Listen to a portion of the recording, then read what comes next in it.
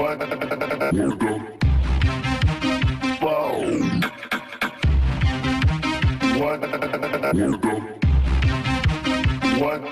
fuck?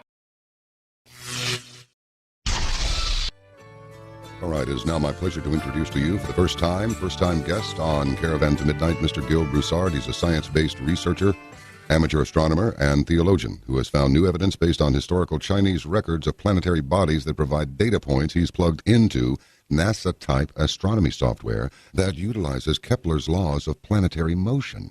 Now, did you get all that in one pass? Of course you did. These equations show that the data is from a real object, approximately 6.5 to 7.5 times the size of Earth. It's on an elliptical orbit, averaging a yearly cycle closer to 360 than the typical stated 3,600 years of Planet X. Gil Broussard has been able to link biblical eyewitness accounts and other historical records to the passing of this object through our solar system. Evidence suggests that in most cases the passage of this object through our solar system has less than catastrophic impacts relative to Noah's flood incident, with records, geological data supporting increased earthquake events and volcanic activity. And we're experiencing a bunch of that stuff like right now.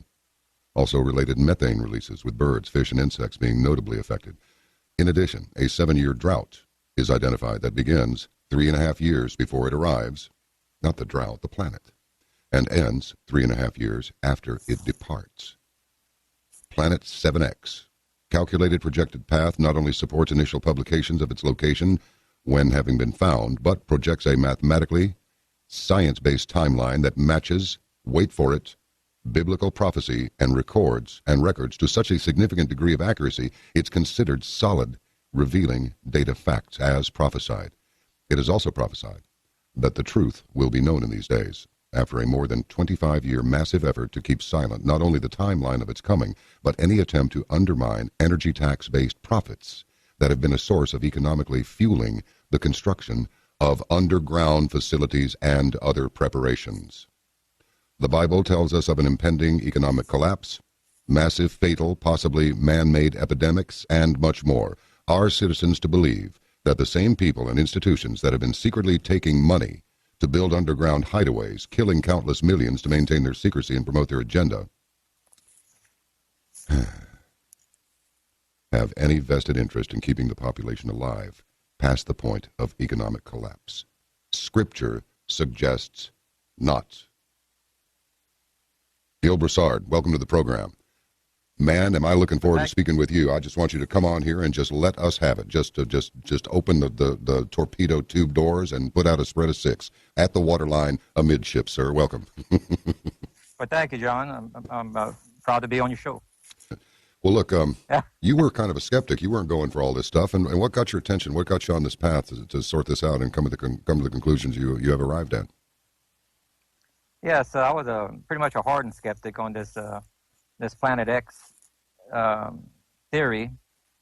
When I read a lot of the data that was out there, which really wasn't data, it was more like stories, that whenever you started looking for data, it ended up, you would hit a dead end where you would realize there was mostly circular reasoning, that just because a prior researcher or whatever had stated it, that has been followed through with this 3,600-year orbit.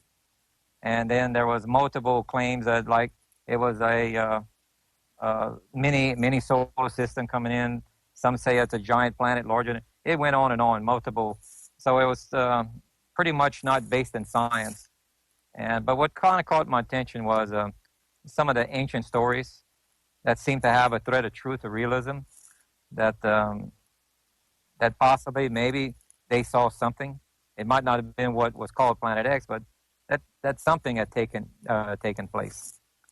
And so I did a quick study to start out with, and I said, if this item ever really existed, it should have been noted by the Chinese astronomers, because their documents go back almost 4,000 years. And I stumbled across a study, and that study, I can give you the name of it, was called the Reevaluation of the Eastern and Western Records of the supernova of 1054. And I can share the screen here to show some of your viewers of it. Let me show this. Yeah, All right. This is, or are you able to see this? Not yet. Okay, it's taking a little while. It's all right. Well, it comes from the Dublin Institute of Advanced Studies. Yeah. And what they prove is that we had an assumption earlier in the previous century that that some of the data that we were misreviewing pertaining to the supernova of 1054, that we had claimed that it was a supernova. But when we went back and more recently looked at the Chinese documents, some of this data did not correlate with a supernova because it showed, without a doubt, an object moving to multiple constellations. A supernova is stationary. Therefore, it cannot move from a different it has to be stationary in one constellation. And come to find out that the supernova actually was seen two to 3 months earlier. And that this data was actually what they call it a guest star that the Chinese, the Japanese, and the Korean astronomers had seen in 1054 AD, that this was a sizable object. And that's what caught my attention. And I said it was so well documented that I was going to make an attempt to plot its course. On this, you are talking about the one they refer to as Nibiru, yeah? Well, yes, it has probably over 30, 40 names, maybe more, All right. depending on what culture and time period, because it's pretty much been here throughout the eons of time here, making its path. And what I was able to prove that is this object does not really have a stable orbit, and that if you were to pull a set time out of the hat, that the 3,600-year orbit does not apply to this. It would be closer to 360 year. Really? And yes, now it doesn't always pass close to Earth. It makes its orbit around the sun. Earth, it's only if Earth is in the same month or zone that it's crossing, because it comes in, let's say at the end of August, circles the sun and exits around March.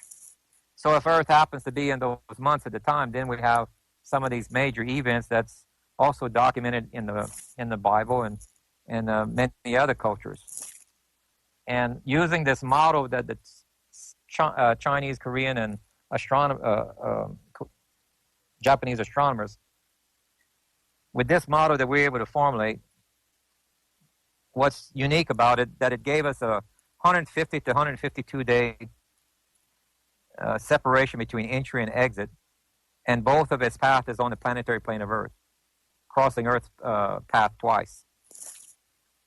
This was quite startling, and actually I wanted to actually reject it or prove it wrong, because when a larger object is on Earth's planetary plane even once, that's something that's very serious. And this object is proving out to be that it crosses Earth's path twice in the same orbit. And so what was the next step was to prove whether or not it was repeatable. This is the orbit that we were able to plot from the data, and and then we also took some of the accounts that were listed in Europe, and but they weren't as accurate as giving us a position in the sky. We only have like it was in the sky at a certain time and date but the Chinese gave us a lot more data.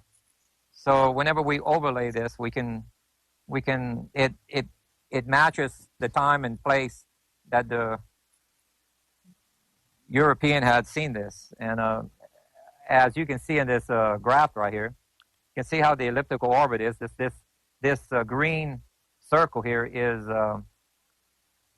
Earth's orbit, and between this is March and this is the end of August. That's 150 to 152 days separation between. That happens to match some of the stories in the Bible, like in Noah's flood. When it started to rain, it only rained for about 40 days. Then the earth was flooded. And then 150 days later is when there was a great wind, which I believe was a impact blast from another meteor when it crossed the debris field at 150 days later, and that actually knocked off or ejected 71% of our crust from the opposite side, and that's why you have Pangea, where the continents are together at that time, because the crust was holding it as one unit. And then after this blast, which is the Gulf of Mexico is the largest crater on Earth. If you take a look at a map, you can see a lake that's cut in half around near Florida, and a large crater has like a double rim. You can see the second rim off of Florida if you use Google Earth. And if you had the underground topography of the Gulf, I could show you where in the center of the Gulf is a flat plain called the abyssal plain, and in the center of that plain is the Sigbee Knolls. They're I'm not quite sure how wide they are, but at least 60 or so miles across, I would say. And it's an elevated area, like little peaks. Yeah. The rest of it around it is a flat plain, which is typical to a crater. Now, the only reason why they want to reject such an impact is because there's two levels of heat with such a large hit. You have the initial blast, and then there's a secondary heat, which is caused by a frequency that it emits that violently carbon molecules vibrate so violently that they spontaneously combust, and you have a ring of fire that will go all the way around the Earth at the time, and that's one of the problems with such a large crater. But if you read the text of the Bible and apply this model to it in science, it actually happened during the second event when Earth was flooded. You wouldn't have that heat problem because heat is water is a good it's the absorber of heat. Yeah, I get you. And therefore, the only way that we can have an impact to create the moon, which they most certainly believe the moon came from the Earth. The Earth doesn't have, the moon doesn't have a core. It doesn't have a magnetic field, but yet the material on the moon is slightly magnetic. And there's found, even some of the samples found that there was iron ore there, rusty.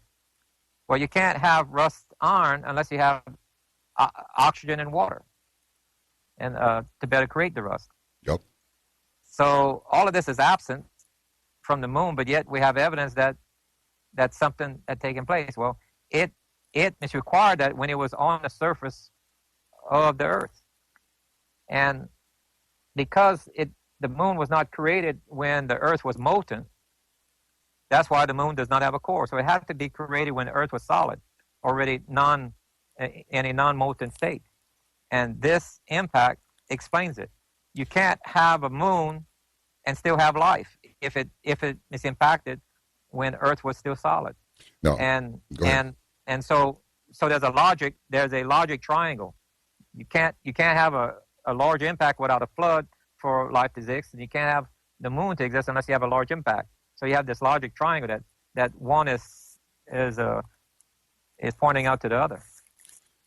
Now, can I drop in a couple of questions here? How did the moon form into a spheroid like it is? How did it become this round little planetoid thing? Well, it's a moon. It's not a planetoid. It's a moon.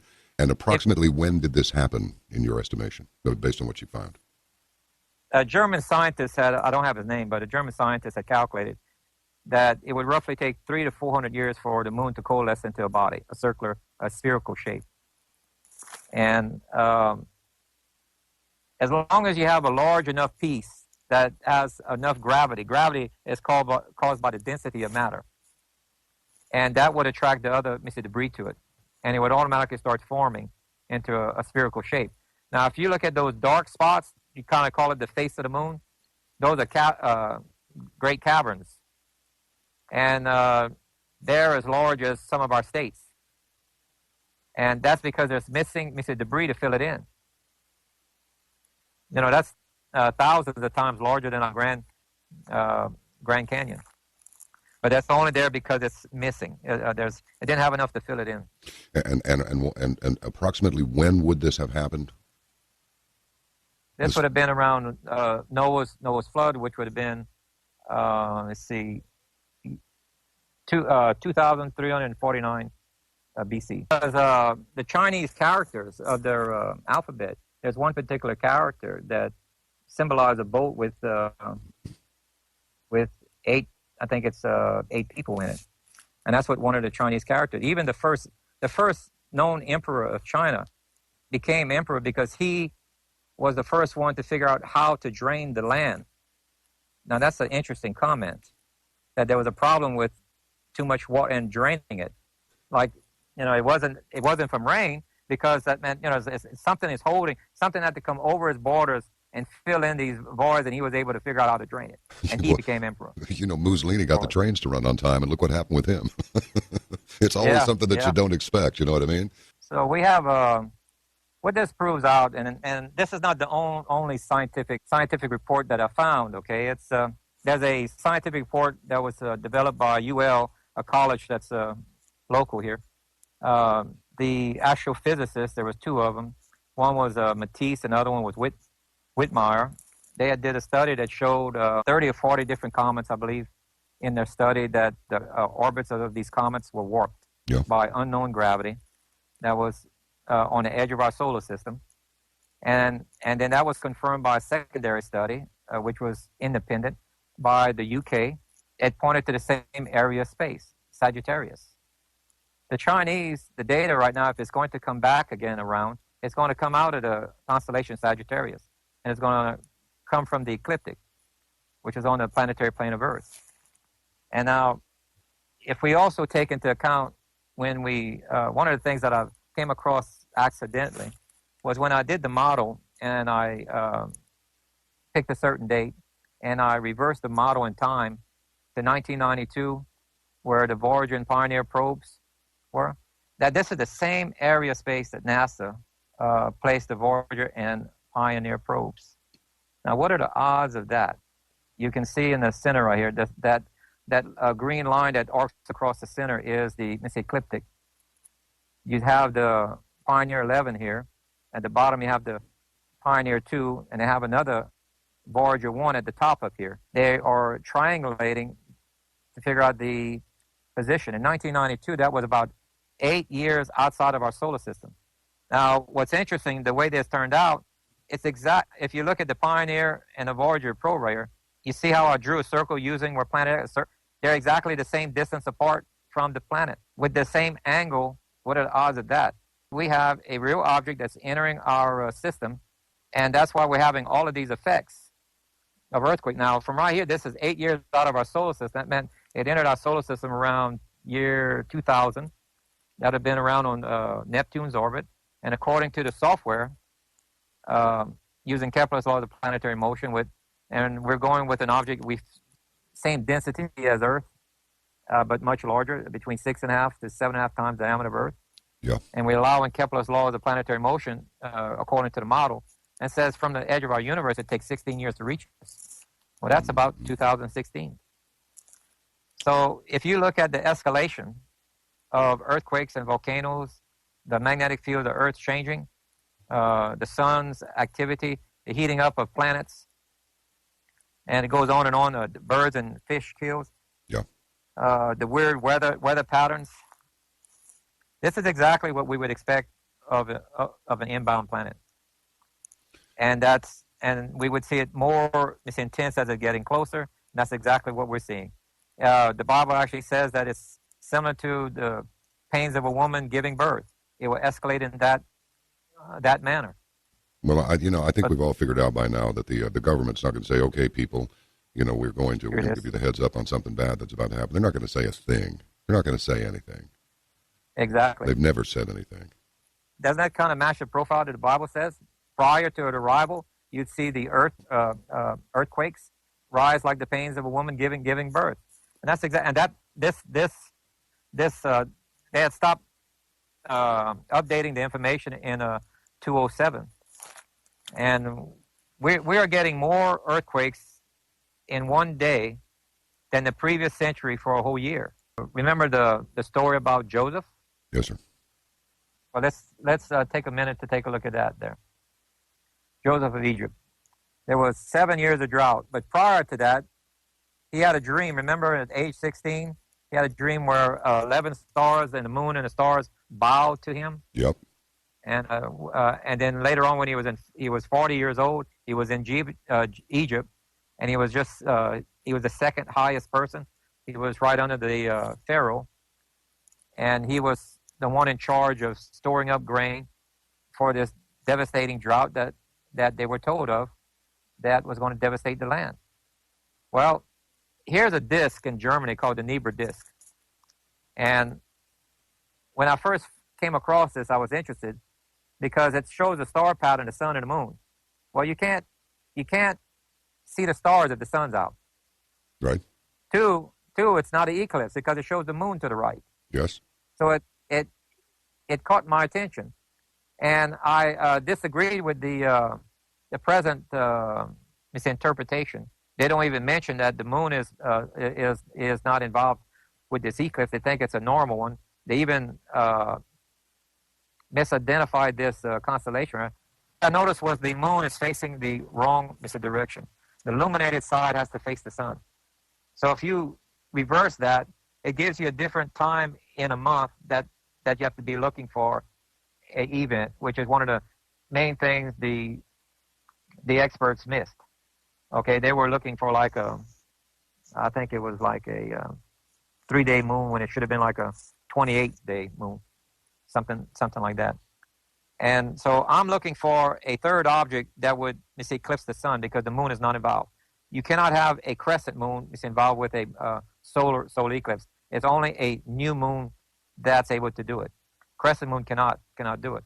So when I misidentified these outer constellations, which is Gemini and Capricorn, and Pleiades in the middle from Germany, I was able to say that this was the month of March and April. Then when I noticed that you cannot see this constellation, Orion, from Germany at that latitude, the only way that you can see this is if you had a latitude of Luxor, Egypt. You see this red line here is the latitude of Germany. If you go to this blue line, that's Luxor, Egypt. And that's a tilt of 26 to 28 degrees, which has happened multiple times in the Bible. And when we look for this certain pattern you see how the moon has a crescent here? This is the pattern of the planets. And we put a third object, eclipsing the sun, which gives you about a 3-hour eclipse. The software gives us April 6th of 1810 BC. They don't compensate in a software where the calendar year changed from 360 to 365 and a quarter days. That happened around 700 BC during Hezekiah's time. This happened globally because it's documented by almost every civilization on Earth that had a calendar. Their calendar prior to 700 BC was 360-day year. So whenever you subtract the difference of 16 years, you end up with April 6, 1794, when this happened. And this was the same time period as Joseph of Egypt, documented by the German astronomers.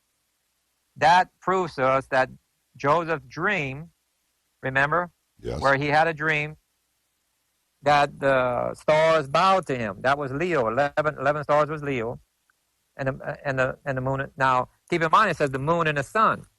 Well, you can't see the stars if the sun's out, so that word sun actually is illuminated body. It was this planet that he actually saw. Because he said illuminated body, the moon, and the stars. Because once he said stars, you can't see stars if the sun is out. And so it actually, when the earth tilted 26 to 28, the heavens bowed to him, just as the text says. That's a real event. And the 7-year drought was correct. You had 3.5-year drought coming in, and 3.5-year drought as it left. So midway through the drought is this date right here given by the NIBIRU disc. We can date the actual event. This object, this is the ancient observatory, which is about 20 miles where this was found. This is Gothic Germany. This is the viewpoint of it. You see this old riverbed right here, yep, where they had changed the river to better put a dam here, and that's shown on the disc. You see this bottom curvature right? It's Yes. that's the riverbank, you see, in front of the observer. Excellent. So all of this is proving out, and here's an example also on what we're looking at. This is the latitude of Gothic Germany when it moved 26 to 28 degrees, and then if Joseph was in Egypt, he would have moved closer to the equator at the time, and of course the Earth corrects itself after that, because it's like when two planets are passing close to each other like this, it's like two magnets, two bar magnets. The opposite poles are attracting to each other, and it causes us to tilt. And this happened, before. Now, after this event happened, we had the Exodus. Now, that's what's interesting about this. This is where we can prove that it doesn't have it doesn't necessarily have a stable orbit, because we have items that it's able to collide with, like moons and planets and such.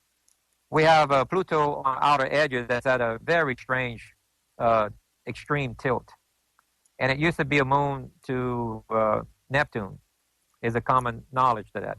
So what hit it or bumped it to give it this extreme elliptical orbit at a steep angle?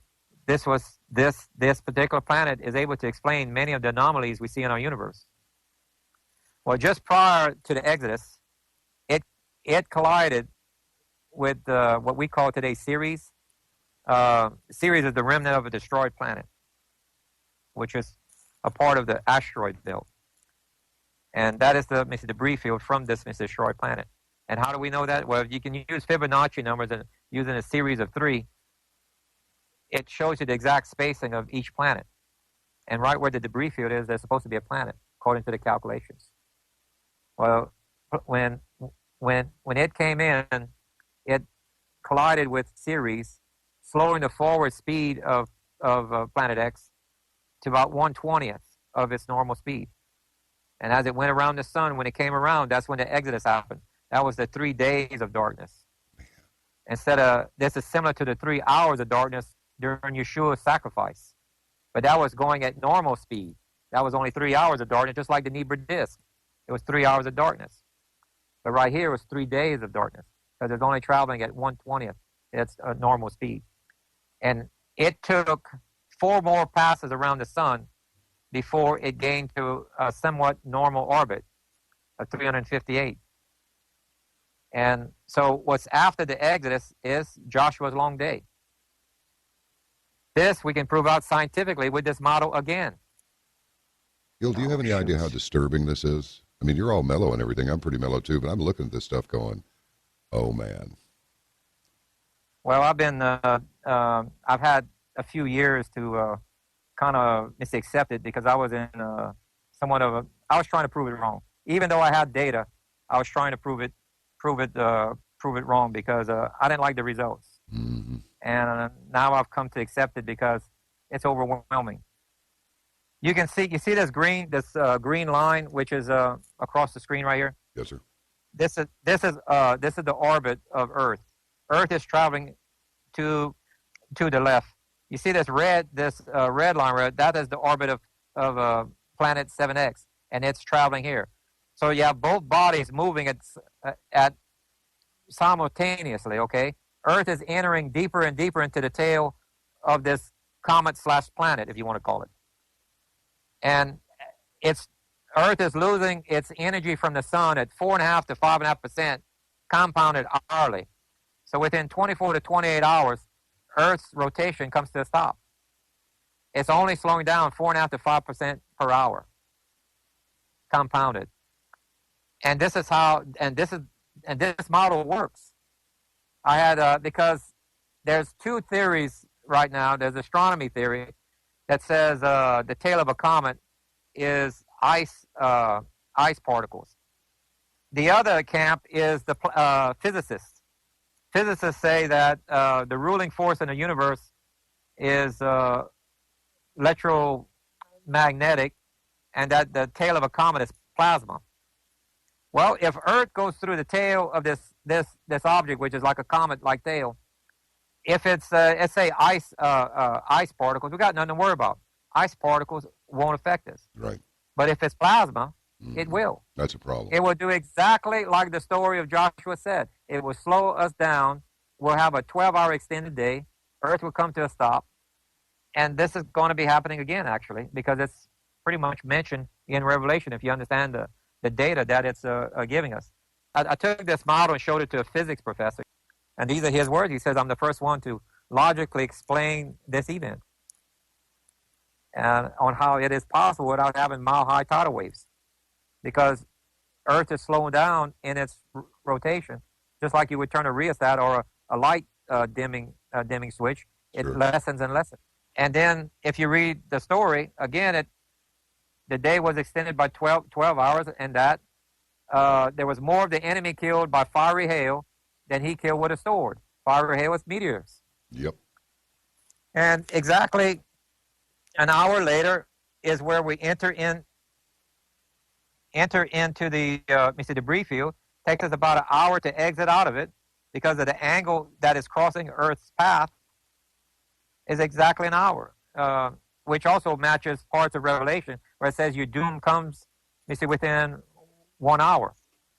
This proves the eyewitness accounts that are in the Bible as well as the Chinese records. If you can take a misobserved phenomenon, bring it into the laboratory, show that it's repeatable, that is science. Whether it comes from clay tablets or papyrus or the Bible, you cannot mimic Kepler's law of the planetary motion or the sequence of events according to the model. The biblical accounts are following a scientific model to the T, mathematically as well. So we have a real object, and that's what the data continues to show us. That's somewhat scary here. After that was Job's trouble. You can read how his flock and his shepherds were destroyed by fiery hail. In the next paragraph, there's a great wind that knocked down a house that his sons and daughters were in, and it killed them, which is the pressure wave from an impact. And this is how Job lost almost everything he had. At the same time of Job was the account of Ruth and Naomi. If you read the story, it was about between 7 to 10 year drought here, to where she had to go back into the land. And this was during the time of either Sabbath year or Jubilee, because she asked for her land back. So we can time this even, according to the biblical scale of 50 years. Now this is King Saul and David. This is how we get the Star of David. This was the planet that was passing. You had 3.5 years of drought at the end of Saul's reign. You had 3.5 year drought at the beginning of King David's reign. Again, 7-year drought. After that, you get Jonah's warning to Nineveh. This was the same time frame around as Hezekiah, but this was 40 days earlier. You know, what's interesting with this story is what's not being said. Jonah did not perform one miracle. So try that today. Go to a town, say, repent, and see what sort of results you get. How did he get the results? I think the people saw and felt the earthquakes, the volcanoes, the fish kills, the bird kills, the seasonal change, the droughts. They knew something was wrong because they were well in tune with the surroundings of nature and everything. Only thing Jonah had to do was go and point in the sky, because exactly at 40 days, this is what the software shows us. At 40 days, it's just rounded the sun. Earth is here. Planet X is just coming out from around the sun. You get a direct line up with it, and that's what they were able to see. It was the first sighting of Planet X for them. 40-day warning without a telescope. That's what worried them, and that's when they went into this repentance. The whole town repented. It's included the king, because they knew something was wrong. You bet. This is amazing, Gil. I'm serious. This is fascinating.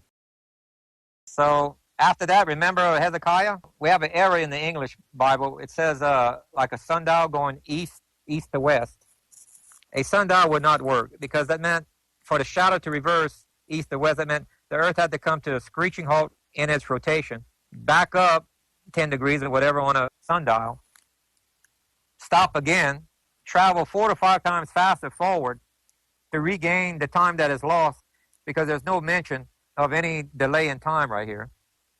So a sundial does not work. So when I went and looked at the Hebrew text says it's 10 steps, like steps on a stair. Well, that makes a little sense. If we take a step and face it south, not east to west, we again have a 26 to 28 degree tilt of Earth, like the NIBIRU disk. The shadow would have reversed 10 steps and then went back forward without any time difference. There would be no delay or forwarding of time. The Earth tilted again. I mean, it passed close. It didn't pass behind Earth. It passed probably in front of it. Now, during this time period, 687 BC, that this had happened. Because if it had been east to west, like in the sundial, the oceans would have covered the continents. Then, later that evening, we had a meteor shower that killed 185,000 soldiers that was ready to invade Jerusalem. If you read the text carefully, it's fiery hail that killed them. The angel, which is messenger, can also be applied to this planet when it's passing by. That is God's messenger that killed the enemy, which is a fiery hail. These last three incidents, Jonah, Hezekiah, and this 185, happened in the same year. We have Haggai. At this time, they had neglected to build Yahweh's temple. They only had a tent, I believe. They went ahead and built their fine homes and the wall around Jerusalem, and they just had the tent, but they never built the temple. The Almighty God mad at them and said, "You will work through the Sabbath," which is a Sabbath year here. He said, "You will not get rest because you didn't build my temple, and I'm going to send an earthquake so bad that it'll throw a driver out of his chariot." He said that he would shake the world. During this exact same time, this is when Alexander the Great is taking Tyre. After he built that land bridge to Tyre, he was trying to breach the wall. He had problems. It says meteors came out of the sky, or fiery hail, broke up into 4 or 5, and collided into the wall of Tyre, knocking it down. So Alexander could go in. The meteors came from our planet passing by. I can also time the Jubilees with this and the Sabbath year, because the next year on Alexander, he had took a town in Persia, and there was an eclipse. Well, when I go to that latitude and longitude in the software, it gives me the year before the event happened, and it lines up with the Sabbath year of the Hebrews. Now, after 7 Sabbaths, that's 49 years, the 50th year is a Jubilee. So after this Sabbath year right now, this next year will be a Jubilee year. The Hebrews expect the Messiah to return on a Jubilee. And since he said when Israel was formed that generation, which is basically talking about the Holocaust generation, shall not die out till all is fulfilled, that means it can't be the next Jubilee, which is 50 years later. That meant that generation would be close to 132 years old. So he would probably return this coming Jubilee. And Elijah shows up on the Feast of Passover, announcing the Messiah coming, and he'll come 3.5 days, which is mid of week and mid of night, which happens to be the same date given in Revelation 12:1. Astronomically, it's giving us a date. And that's exactly 3.5 days separation between the Feast of Passover and the meteor shower happening on the opposite side of Earth at the time. He tells time in units of sevens all the way up to 50. And then, like right now, because of, remember the NEBR disk we talked about, well, we can calculate to Joseph's father, Jacob, who was a nation, he was renamed Israel. He said that nation was 400 years of captivity, 40 years in the wilderness. Well, now we can calculate the exact time they entered the land. At Mount Sinai, he says, when you enter the land, that'll be your first Jubilee. Well, from the time they entered the land to now is exactly 70 Jubilees, which is significant in the Hebrew way of counting. The Holocaust generation to 2016, that'll be 70 years. We have some parallel things here that are happening, that the math, biblically as well as astronomy and science is merging. Haggai, it happened on either a Sabbath year where he told the Hebrews, because you didn't build my temple, you will not rest that year, you will build through it.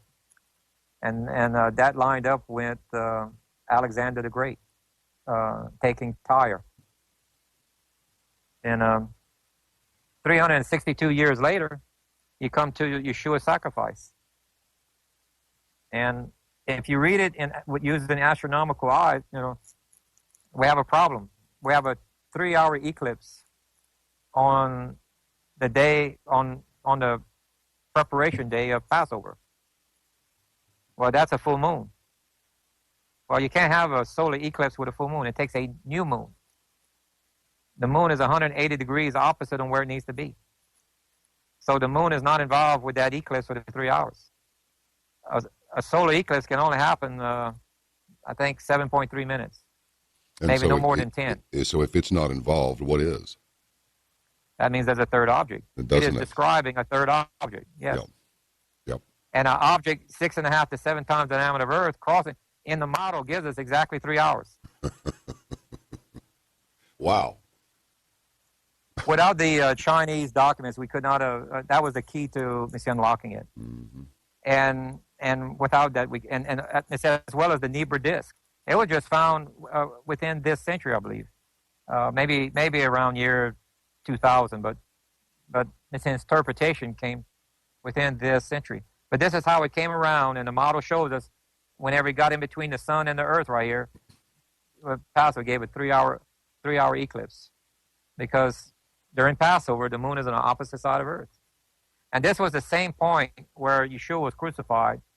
The hill on where he was crucified at or sacrificed at was the same area where Abraham took Isaac to sacrifice him.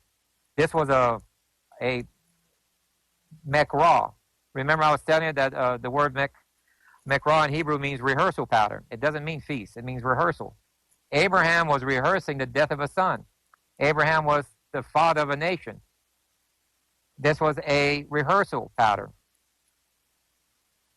The mountain that Abraham did it on, a Mount Moriah, I believe it is, was cut in half. They were quarrying the rock, so they cut it in half and made stones to be able to make the wall of Jerusalem. And that exposed what's called the skull, which is now called the Golgotha, which means the place of the skull. And Yeshua was sacrificed right there, right where the original place was, where Abraham was. And there's a good chance the ark is buried underneath there in a secret cave, because the ark was not there during the second temple. It was only there for the first temple. It was hidden in between there. So to fulfill the mekrah of the lamb's blood being sprinkled onto the ark, remember how the ground ripped open when the centurion pierced him? The blood went through the crack and landed on the ark, fulfilling the mekrah and eliminating the sin or paying for the sin that took place at Mount Sinai, because they gave a blood covenant that they would have no other God but him, and then they built that golden calf. They owed their life to the Father, and Yeshua decided to pay for it with his own life. Let's see, after that, we're going to go into secular history. And what we have here is, the next one is Constantine. Remember that object that Constantine saw? It was claimed to be a cross in the sky. Yes. Constantine's symbol was a cross, an X with a P in the center. The cross wasn't created yet. Constantine was a sun worshiper. You can look at the coins here that were printed after he had seen this. This is the deity of the sun. And this is the object that he saw coming around the sun. And then right after that is the Mayans.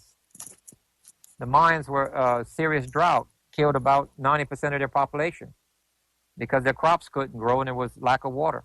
If we take, they had multiple counts. They had a long count, a short count. They had other counts that they're not exactly advertising because they don't know what to do with them. But if you take the last count, which is called a Baktun, and add that to the year of Constantine, which was 312, you get 707. It was documented that the drought at the beginning of year 700, somewhere around that time frame, was the drought. That's what a Baktun was. They were measuring the time frame between each event. The Mayan calendar is probably an event calendar saying when this object is coming around. That's why they can't understand the different units of measure. I don't have time to investigate that yet, but I'm willing to. I think I'm pretty close. If you look at the top right here where it's blown up, you see where I've enlarged the way they carved that calendar in stone. And if you look at that emblem they have, doesn't that look like a comet? The way they have that circular blue object with the tail looks just like a comet. and they have this on the outer rim of it. That's roughly about how many times that it's passed. So I think the Mayans were tracking. They were marking each time that this object came around during the civilization. And after the Mayans, we have the Chinese incident in 1054, where they documented that the Chinese, the Koreans, and the Japanese, all three of these documented this object. If you look in most of Asian culture, see how they have a dragon? I personally taken this picture when I was in Beijing, where they have these large bronze bells. You can see where this shape of the dragon in the center, they got a circular object with lightning coming off of it, it seems like. That's our object. They were very fascinated with the stars as well, and they show this. Then we talked about their plotting of it.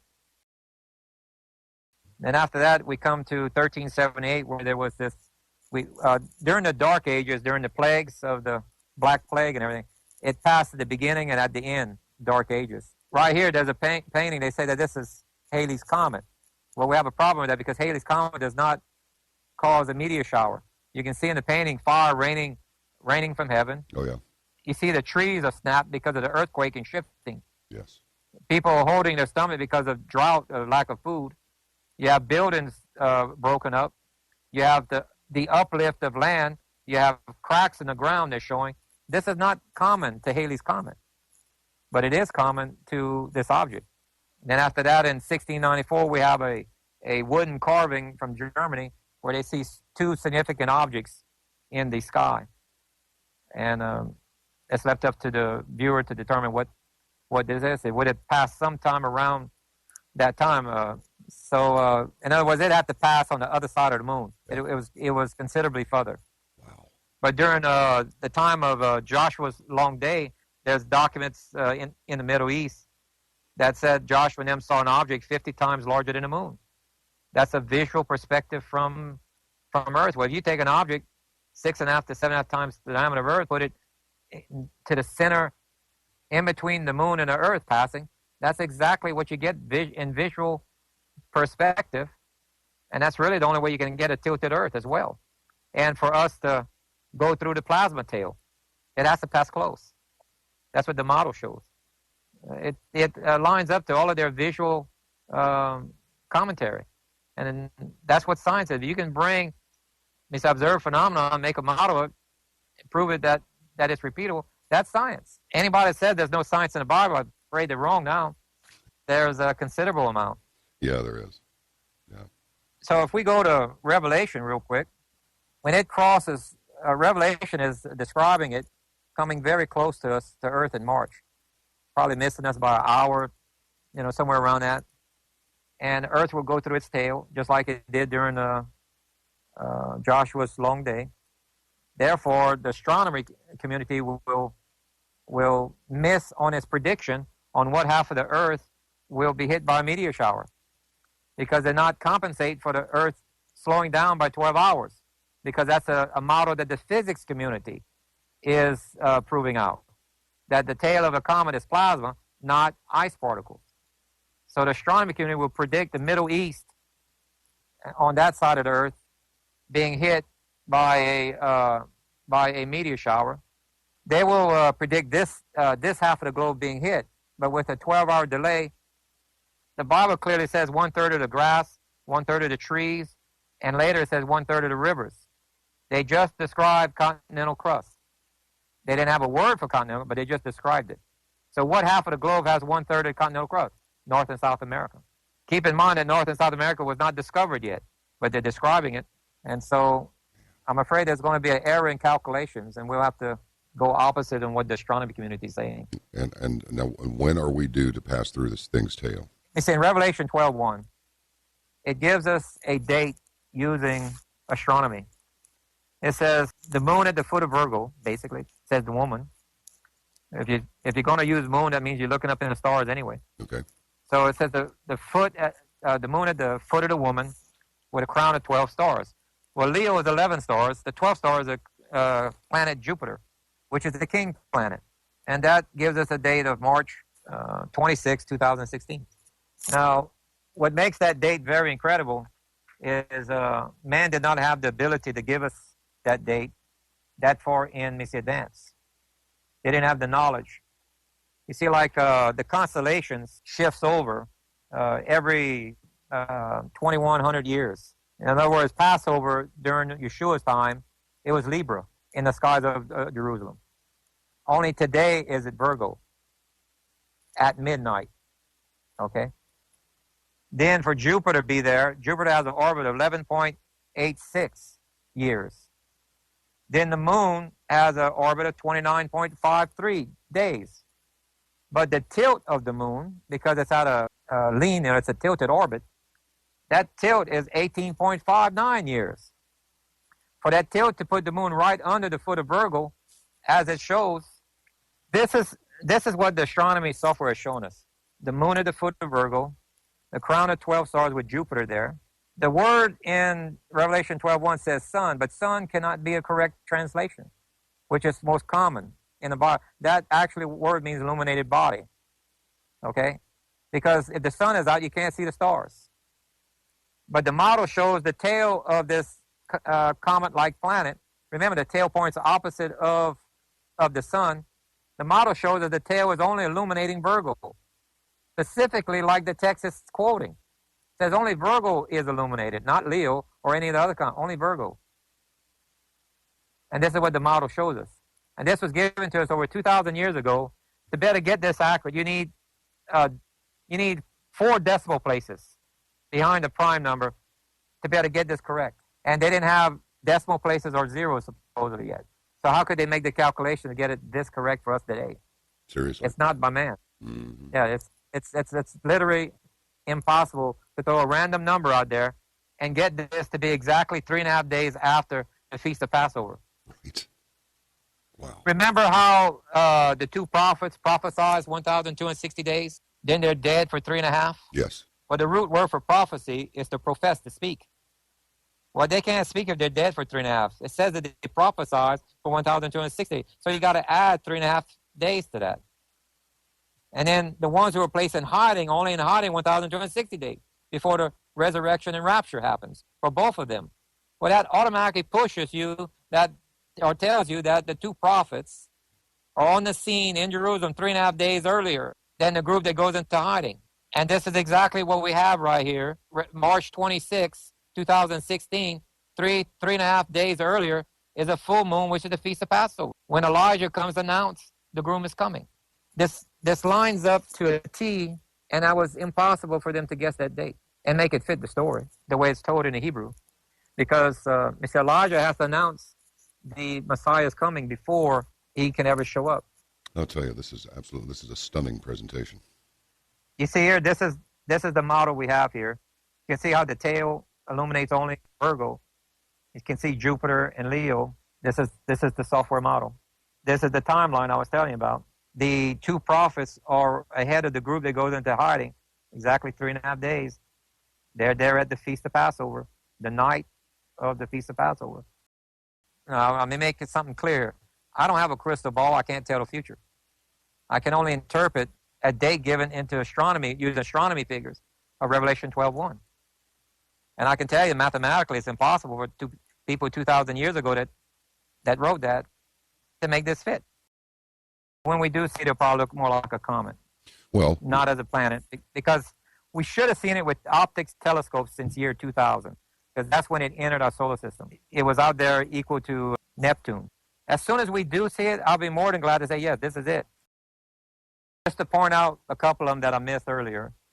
The first one's right after Noah's flood was an incident with Sodom and Gomorrah. Remember, brimstone was the account of the Bible. If you read the details a little bit, he tells them not to turn around and to clear the area before they can do any of the destructions. Lot's wife didn't listen.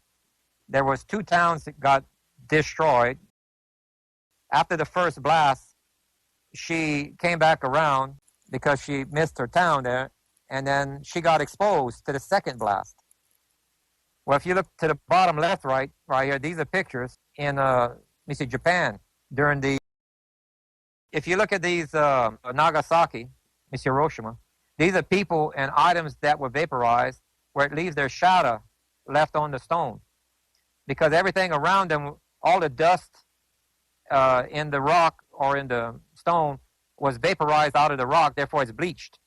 And wherever the person was standing is still grayish.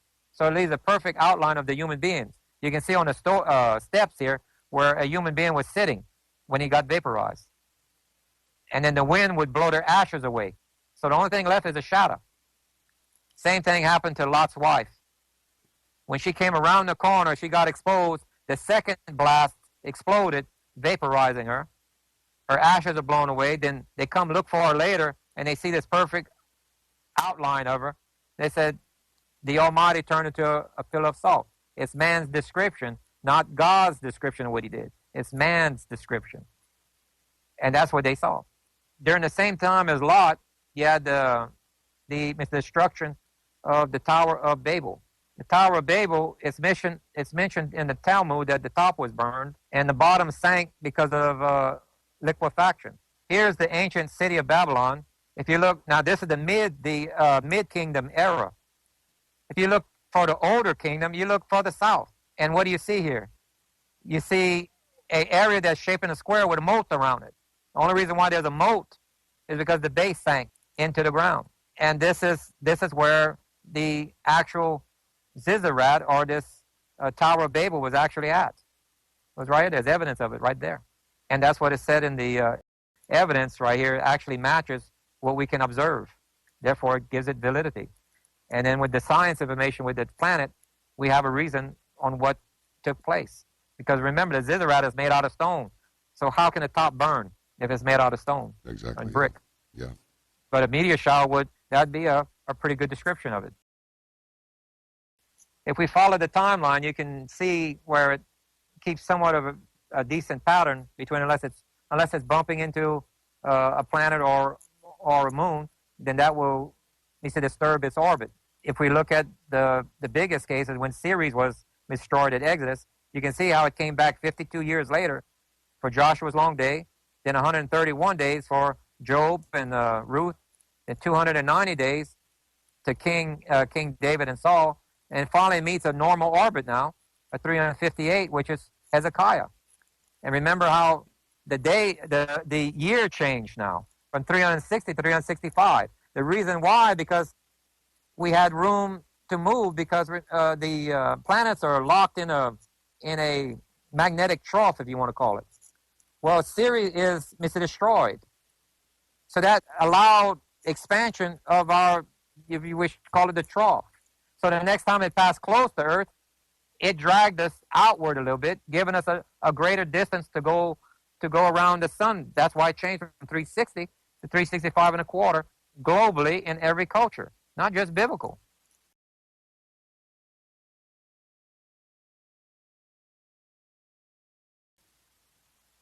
Yes, the main efforts for governments right now is to preserve the markets, financial markets, because the government needs the dollars to function. So without the financial markets functioning, they're not able to do anything to help out the people or to help out themselves as far as building underground facilities or anything of any planning, that is. So that's what they're doing right now. They're shielding information from the public. They stopped this type of information in 1992. You can see where NASA was actively publishing articles prior to 1992.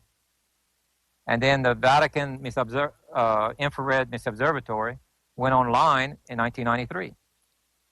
That's also when Dr. Harrington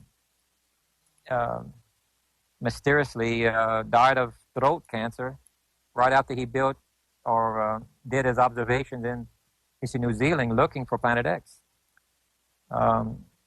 Then if you look at how many astronomers have ended up kicking the bucket kind of early in their life, it seems like. I think the number right now, don't quote me, but I think it's somewhere between 70 to 80 astronomers that had a untimely death, if you want to call it that. So, in other words, if we correlate all of the data, these are scientific reports, as well as our models, and as well as confirm, we can take these eyewitness accounts and prove that there's a model that fits what they show. And it does, whether it's the NIBIRU disk or the Chinese data or the biblical data. All of this data is pointing to there's 88 constellations. And out of the 88, it's pointing to one constellation, which is Sagittarius. And not just anywhere in Sagittarius, but on the ecliptic. Because there's 3 fixed points now. You have 2 points on Earth's orbit, and the third point is the sun. Well, with 3 fixed points with only a gap of 150 days, does not give you leeway for it to be pointing at polar south or any other direction. It points it directly on the ecliptic or planetary plane of Earth, which puts that on the ecliptic right there in Sagittarius. And the model shows us it would take 16 years from the orbit of Neptune for it to reach us. Well, that's 16 years about up. That's this following year. And if we look at how everything has escalated in frequency and its intensity, what's the proper answer to that? It's definitely not global warming, because the math doesn't work out on global warming. This is because all of the other planets are warming up as well. So there's only one common denominator that this seems to fit all of the scenarios, and that's we have an inbound planet that's causing these changes to occur. And it's only going to get worse in the very near future. And what about preparation for this? You mentioned a while ago that you think that we could have an encounter with this thing as somewhere around maybe September of this year. Did I get that right? Because that's what I thought I heard. No, I'm kind of expecting SEAL either 3 and 4 to happen. Around September. Well, if we read, if we read Ezekiel, one of the chapters in there, I can't quite remember which one it is, talks about a war. And there's also mention of a festival. And that festival is the one that they hold in September, which happens to be the one coming up in September. I think that's the war that Ezekiel was talking about that matches SEAL 4. Because it also talks about famine and other things that match that same SEAL. So it's at the end of September, keep in mind. It's not at the beginning, it's at the end. Mm-hmm. I can't help wondering if maybe that's what this Jade Helm thing is about, to get troops out there and deployed. Well, before that, we should have an economic collapse. So we need the troops out there, yes, if we have economic collapse, because remember what they did in Cyprus and a few other places, what they call that, bail-in, where they lock down the accounts, you can only put out your monthly expenses? That's right, yeah.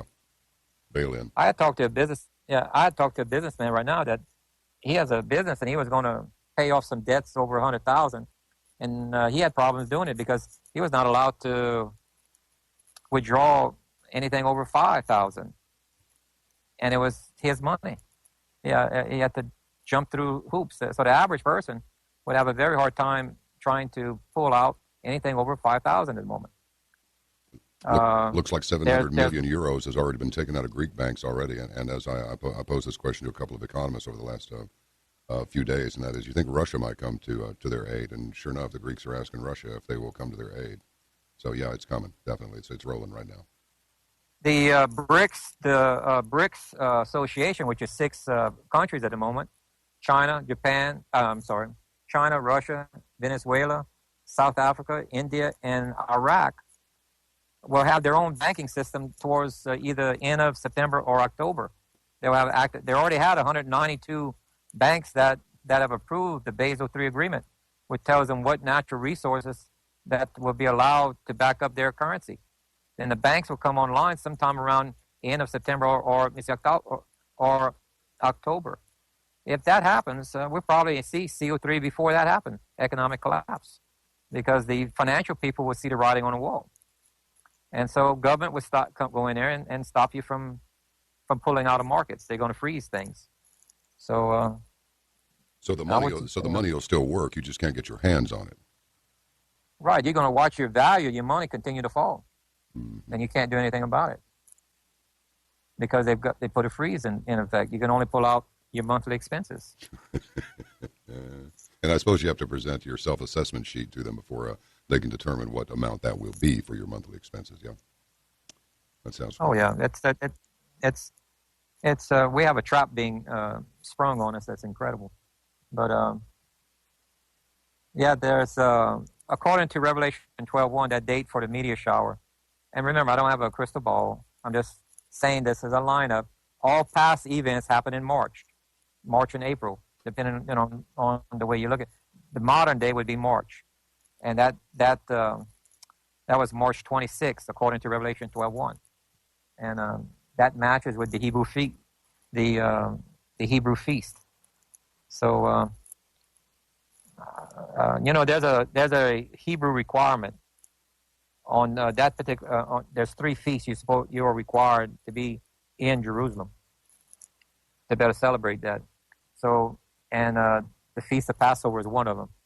So for you to see the 2 prophets and to meet Yeshua, you need to be in Jerusalem. And makes perfect sense, because that's the safest place to be at the point, because that's the pivot point when Earth starts to tilt. That'll be the least affected area. If you're in other areas of the world, you're going to catch hell. Okay, that's it. I'm putting on my calendar. We're going to Jerusalem. Yeah, I'm laughing, but I'm not really. I'm not laughing because I'm not serious. We'll broadcast from Jerusalem. Whenever, remember, it said the Bible tells us we have to see a sign in the heavens. Yeah. And now we know what that sign is. It's the sign of Jonah, with the 40-day warning. That was the sign he was talking about. We'll see it before that if you're attentive. You'll see a comet, and they'll probably announce it as a comet, but it's actually a comet planet. And you'll see some. So what we're fixing to see right now, remember, we're in a Sabbath year right now. Anyone who follows the Hebrew rehearsal patterns, that means you're storing up 1 year of food, either in the 6th year or in the poor are furnishing their food right now. You're supposed to have 1 year of food. And that's going to prepare you for seal 3 and 4.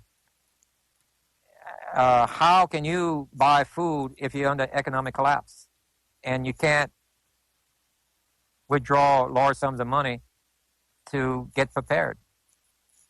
So, and then you don't wait until the seal 4, which is war, pandemic, disease, famine. You have to prepare before that. And so what is our timing?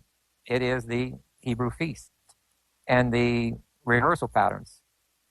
He says in a Sabbath year to store up 1 year of food, and that's why. Then if you look at Jacob's trouble, well, you go read the story on his marriage. He worked 7 years and he was tricked, and he got a false bride, a bride that he didn't know anything about. Yeah. Then he had to work another 7 years for his true bride. Well, we're the bride, so let's reverse that for the groom. Okay? Yeah. If you start from September 11, when the war started against Jacob, right there, that was September 11. That happened to be a Sabbath year.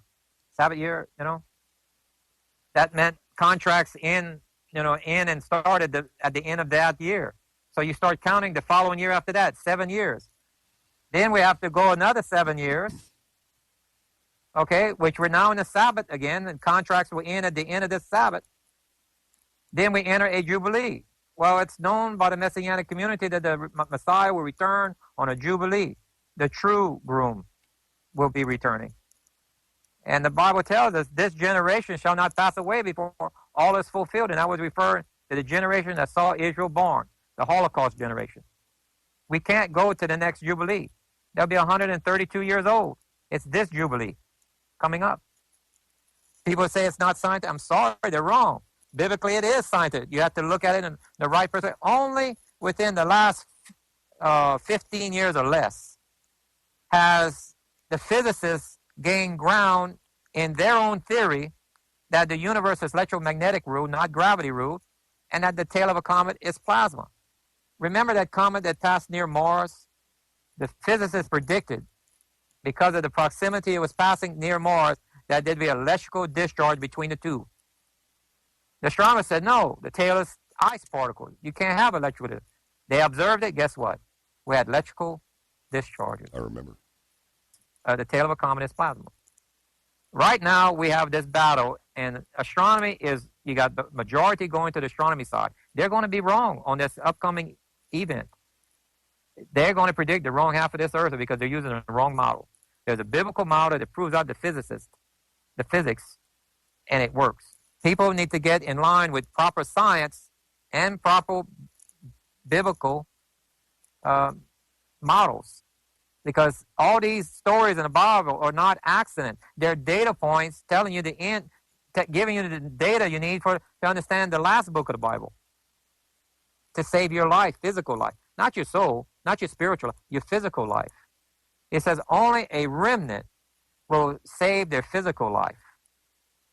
Many will save their spirit, but only that path that saves their physical life is very narrow.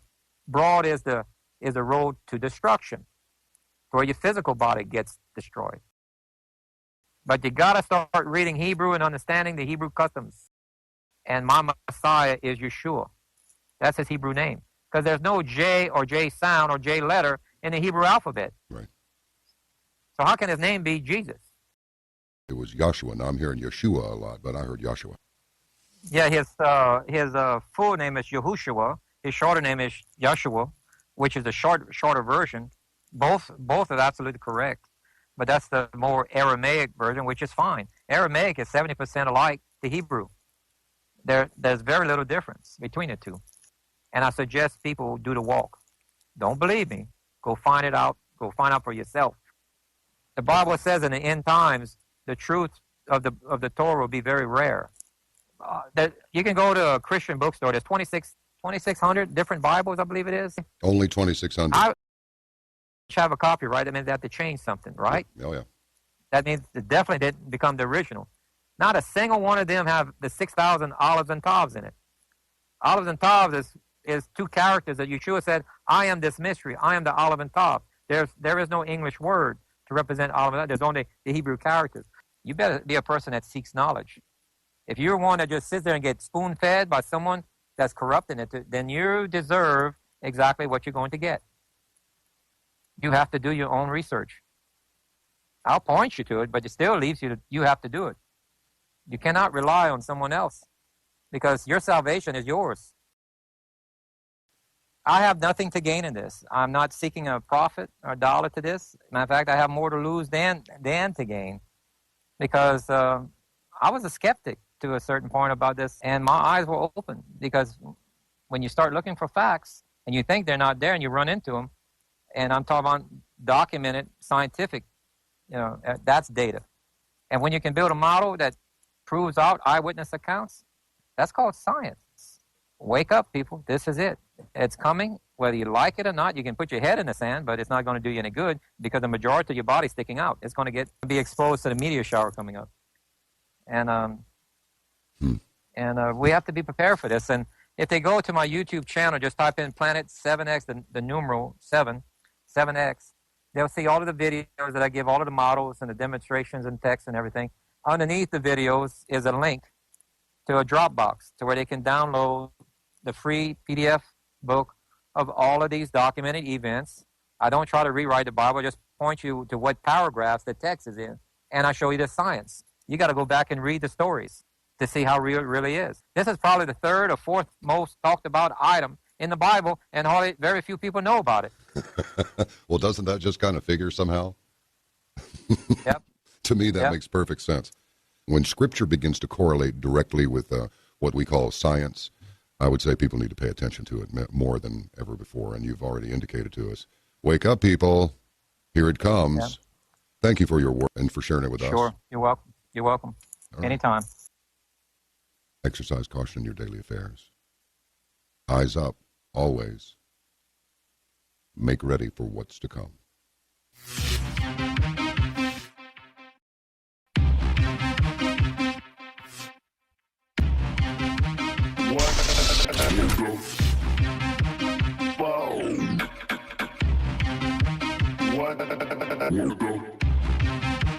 What the fuck?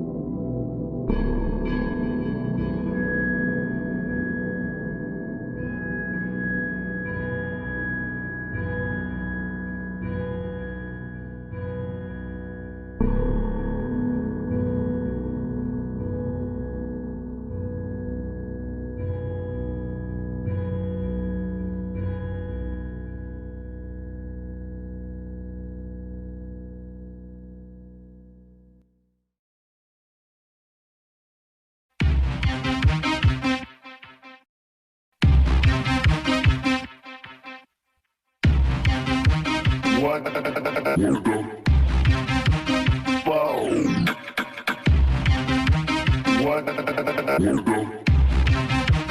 What the fuck? All right, it is now my pleasure to introduce to you for the first time guest on Caravan to Midnight, Mr. Gil Broussard. He's a science-based researcher, amateur astronomer, and theologian who has found new evidence based on historical Chinese records of planetary bodies that provide data points he's plugged into NASA-type astronomy software that utilizes Kepler's laws of planetary motion. Now, did you get all that in one pass? Of course you did. These equations show that the data is from a real object, approximately 6.5 to 7.5 times the size of Earth. It's on an elliptical orbit, averaging a yearly cycle closer to 360 than the typical stated 3,600 years of Planet X. Gil Broussard has been able to link biblical eyewitness accounts and other historical records to the passing of this object through our solar system. Evidence suggests that in most cases the passage of this object through our solar system has less than catastrophic impacts relative to Noah's flood incident, with records, geological data supporting increased earthquake events and volcanic activity. And we're experiencing a bunch of that stuff like right now. Also related methane releases with birds, fish, and insects being notably affected. In addition, a 7-year drought is identified that begins 3.5 years before it arrives, not the drought, the planet, and ends 3.5 years after it departs. Planet 7X. Calculated projected path not only supports initial publications of its location when having been found, but projects a mathematically science-based timeline that matches, wait for it, biblical prophecy and records to such a significant degree of accuracy, it's considered solid, revealing data facts as prophesied. It is also prophesied that the truth will be known in these days, after a more than 25-year massive effort to keep silent not only the timeline of its coming, but any attempt to undermine energy tax-based profits that have been a source of economically fueling the construction of underground facilities and other preparations. The Bible tells us of an impending economic collapse, massive, fatal, possibly man-made epidemics, and much more. Are citizens to believe that the same people and institutions that have been secretly taking money to build underground hideaways, killing countless millions to maintain their secrecy and promote their agenda, have any vested interest in keeping the population alive past the point of economic collapse? Scripture suggests not. Gil Broussard, welcome to the program. Man, am I looking forward to speaking with you. I just want you to come on here and just let us have it. Just open the torpedo tube doors and put out a spread of 6 at the waterline amidship, sir. Welcome. Well, thank you, John. I'm proud to be on your show. Well, look, you were kind of a skeptic. You weren't going for all this stuff. And what got your attention? What got you on this path to sort this out and come to the conclusions you have arrived at? Yes, I was pretty much a hardened skeptic on this Planet X theory. When I read a lot of the data that was out there, which really wasn't data, it was more like stories. That whenever you started looking for data, it ended up you would hit a dead end where you would realize there was mostly circular reasoning. That just because a prior research or whatever had stated it, that has been followed through with this 3,600-year orbit. And then there was multiple claims that like it was a mini solar system coming in. Some say it's a giant planet larger than. It went on and on, multiple. So it was pretty much not based in science. But what kind of caught my attention was some of the ancient stories that seemed to have a thread of truth or realism. That possibly maybe they saw something. It might not have been what was called Planet X, but that something had taken place. And so I did a quick study to start out with, and I said, if this item ever really existed, it should have been noted by the Chinese astronomers, because their documents go back almost 4,000 years. And I stumbled across a study, and that study, I can give you the name of it, was called the Reevaluation of the Eastern and Western Records of the supernova of 1054. And I can share the screen here to show some of your viewers of it. Let me show this. Yeah, All right. This is, or are you able to see this? Not yet. Okay, it's taking a little while. It's all right. Well, it comes from the Dublin Institute of, Advanced Studies. Yeah. And what they prove is that we had an assumption earlier in the previous century that that some of the data that we were reviewing pertaining to the supernova of 1054, that we had claimed that it was a supernova. But when we went back and more recently looked at the Chinese documents, some of this data did not correlate with a supernova because it showed, without a doubt, an object moving to multiple constellations. A supernova is stationary. Therefore, it cannot move from a different constellation. It has to be stationary in one constellation. And come to find out that the supernova actually was seen two to 3 months earlier. And that this data was actually what they call it a guest star that the Chinese, the Japanese, and the Korean astronomers had seen in 1054 AD, that this is a sizable object. And that's what caught my attention. And I said it was so well documented that I was going to make an attempt to plot its course. On this, you are talking about the one they refer to as NIBIRU, yeah? Well, yes, it has probably over 30 or 40 names, maybe more, All right. depending on what culture and time period, because it's pretty much been here throughout the eons of time here, making its path. And what I was able to prove that is this object does not really have a stable orbit, and that if you were to pull a set time out of the hat, that the 3,600-year orbit does not apply to this. It would be closer to the 360-year. Really? And yes, now it doesn't always pass close to Earth. It makes its orbit around the sun. Earth, it's only if Earth is in the same month or zone that it's crossing, because it comes in, let's say at the end of August, circles the sun and exits around March. So if Earth happens to be in those months at the time, then we have some of these major events that's also documented in the Bible and many other cultures. And using this model that the Chinese, Korean, and Japanese astronomers, with this model that we're able to formulate, what's unique about it, that it gave us a 150 to 152 day separation between entry and exit, and both of its path is on the planetary plane of Earth, crossing Earth's path twice. This was quite startling, and actually I wanted to actually reject it or prove it wrong, because when a larger object is on Earth's planetary plane even once, that's something that's very serious. And this object is proving out to be that it crosses Earth's path twice in the same orbit. And so what was the next step was to prove whether or not it was repeatable.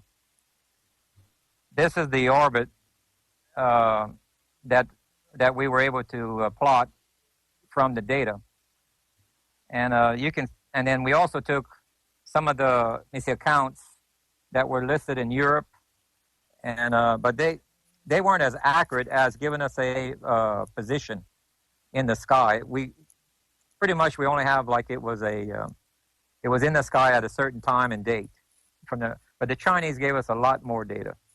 So whenever we overlay this, it matches the time and place that the European had seen this. And as you can see in this graph right here, you can see how the elliptical orbit is. This green circle here is Earth's orbit, and between this is March and this is the end of August. That's 150 to 152 days separation between. That happens to match some of the stories in the Bible, like in Noah's flood, when it started to